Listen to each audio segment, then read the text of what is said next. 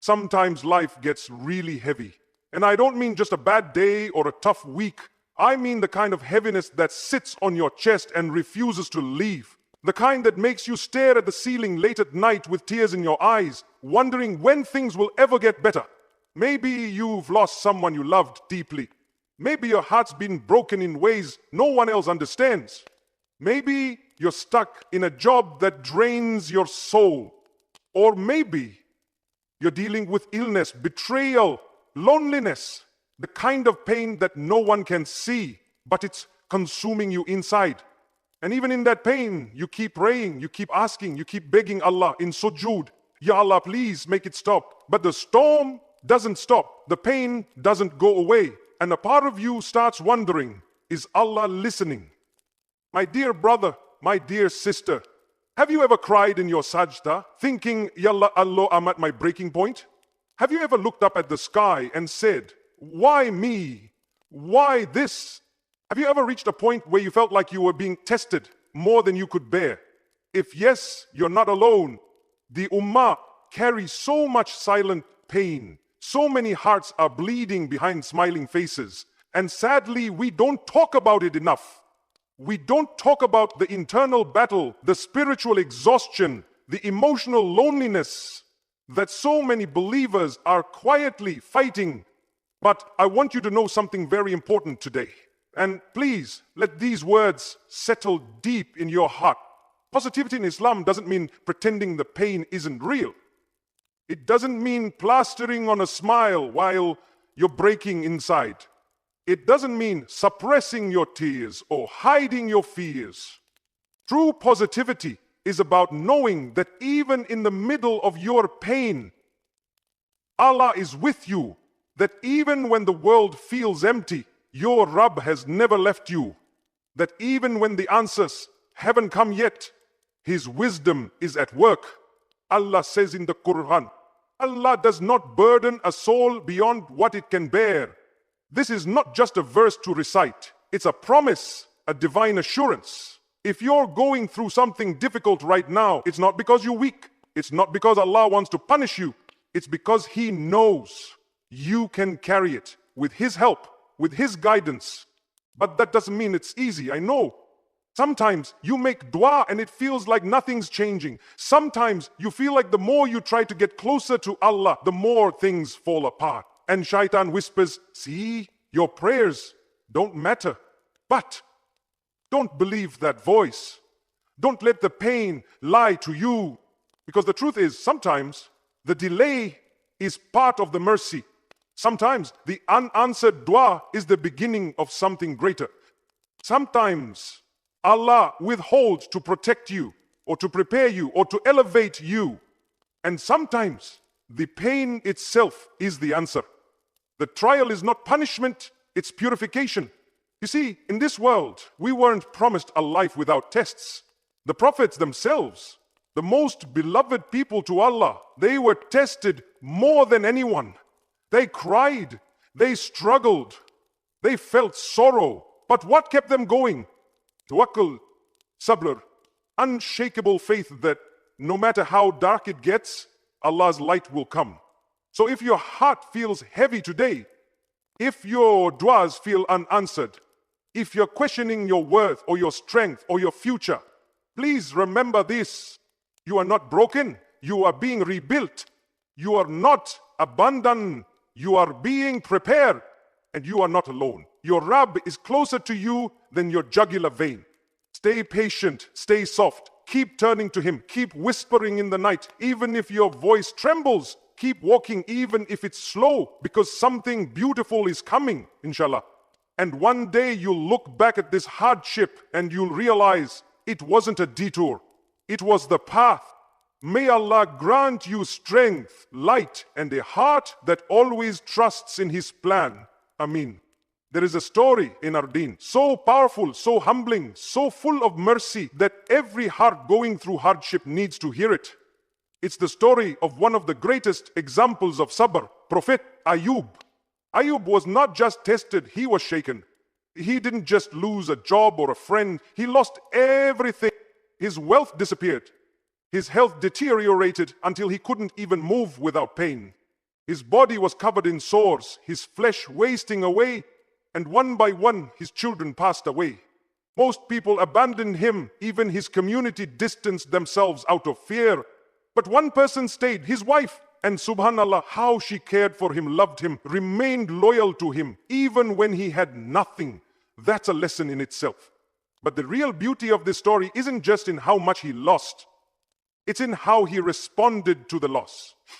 Not once did Prophet Ayub complain. Not once did he say, "Why me?" He never lost his trust in Allah. He never lost his gratitude. Yes, he cried. Yes, he felt pain. But he knew his Rabb. And he knew that his Rabb hadn't abandoned him. Years passed. Not days. Not weeks. Years. And then, after enduring every kind of hardship, he made a simple, gentle, and deeply powerful dua. Indeed, adversity has touched me, and you are the most merciful of those who show mercy. Look at the beauty in his words. He didn't even ask for healing directly. He didn't say, "Ya Allah, remove this from me." He just stated the truth. "I'm in pain." And he paired it with hope. You are the most merciful. That's the essence of positivity in Islam. Not ignoring the pain, but believing that Allah's mercy is always greater than the pain. And how did Allah respond? So we responded to him and removed the adversity, and we restored his family to him and the like thereof with them, as mercy from us and a reminder for the worshippers. Not only did Allah heal him, he restored everything he lost. And not just restored, Allah doubled it. His wealth returned, his health returned, his children were given back. Some scholars say either through resurrection or through new children. Either way, he was gifted in abundance. This story is not just about patience. It's about how Allah responds to that patience. It's about what happens when you stay loyal to your Lord even when life gets unbearable. You see, most people love Allah when things are going well. But the real test and the real beauty is loving Him when everything's falling apart. And Ayub showed us how that love looks. He didn't fake a smile. He didn't pretend he wasn't suffering. But he held on to one thing, his hope in Allah. And that's what we need today. Because maybe you've lost something too. Maybe your body is hurting, or your heart is breaking, or your soul is tired from a test that seems endless. And maybe people around you are saying, "It's been years and nothing's changing." But the story of Ayub reminds us, even if the test is long, Allah's response is near. And maybe, just maybe, your dua is the next to be answered. But even if it's not, even if relief doesn't come in the way you expect, the reward for your sabr is being written right now. Every tear, every sleepless night, every moment you bite your tongue and say, "All praise be to Allah," it's not going unnoticed. The Prophet said, the most severely tested people are the prophets, then the next best, then the next best. A man will be tested according to the level of his religious commitment. So, if you're being tested hard, it may be a sign that Allah sees something in you that you don't even see in yourself.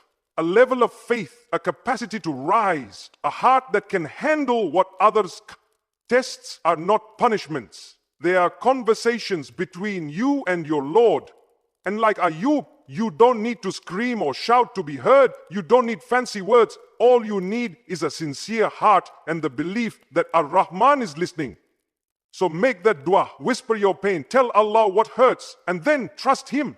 Because the one who healed Ayub, who brought him back from the edge of life, is the same one who's watching over you right now. Subhanallah.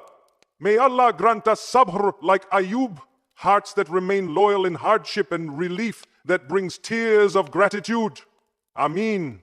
One of the most beautiful truths in our faith is this: your pain is not pointless. It may feel like it. It may seem random, unfair, or even cruel. But in the eyes of Allah, your pain has purpose. You see, when hardship hits, it can do one of two things. It can either break you, or it can bring you closer to your Creator. And for the believer, every test, every heartbreak, every hardship is a door. A door that opens the heart to something deeper, something higher, something eternal. Sometimes we don't realize how far we've drifted from Allah until a test brings us to our knees. Sometimes it takes a storm to remind us that our boat was heading in the wrong direction. And sometimes the very thing that hurts you, Allah doesn't test us because He wants to watch us suffer. He tests us to purify us, to raise us, to bring out the best version of us, the version that lives with taqwa, humility, and sincere love for Him. The Prophet said, when Allah wants good for someone, He puts them through tests. Now think about that. Tests aren't punishments, they're opportunities. Opportunities to come back to Allah. Opportunities to cry to Him like never before. Opportunities to realize there is no power and no strength except through Him. You might not have chosen your pain, but Allah did, and He chose it for you with full knowledge of your capacity, your strength, and your future. And sometimes the purpose of the pain is not to change your situation, but to change you, to change your heart, to soften your ego, to remind you who's in control. Let's be honest, when life is good, we often forget. When our bank account is full, when our health is strong, when everything is easy, we get distracted. We delay our salah, we rush our duyas. We fill our days with dunya and we lose the sweetness of our connection with Allah. But then something happens, something that shakes us, something that brings tears to our eyes, pain to our chest, and a desperate need to feel close to Him again. And in that moment, the heart turns back. Sujood becomes longer. Du'as become real. And suddenly, Allah is the center again. That, my brother, that, my sister, is purpose. The Prophet once said something beautiful. No fatigue, no disease, no sorrow, no sadness, no hurt, no distress befalls a Muslim, even if it were the prick he receives from a thorn, but that Allah expiates some of his sins for it. Subhanallah, even the tiniest discomfort, a headache, a paper cut, a moment of sadness, it's not wasted. Your pain is cleaning you, it's prepping you, it's elevating you if you respond with patience and faith. And it's not just about